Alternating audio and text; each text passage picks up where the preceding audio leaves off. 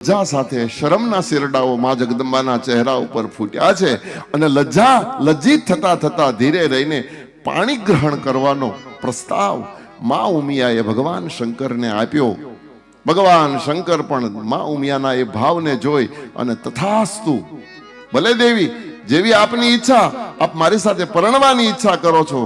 હું પણ તમારા સાથે પરણવા રાજી છું. એ વખતે ભગવતી ઉમિયાએ કીધું કે વાત બધી આપણે બેયને થઈ, પણ આ વાત આપણે થઈ એમ તમારે નથી રાખવાની. તમારે મારા પિતા પાસે કાયદેસર મારો હાથ માગવા માટે માંગુ નાખવાનું, અને મારા પિતા હા પાડે ને મને પરણાવે, અને દીકરીને લગ્નનો એક માહોલ, લગ્નનો એક આનંદ ત્યારે જ હોય જ્યારે પિતા નક્કી કરે, પિતા પાસે માંગવું આવે ને પિતા હા પાડે ને પછી એના જે લગ્ન થાય એ પિતાને પરણાવવાનો જે આનંદ હોય ને, એને 7 જન્મમાં સુખ ન મળ્યું હોય એવું સુખ એને ત્યારે પ્રાપ્ત થતું હોય છે.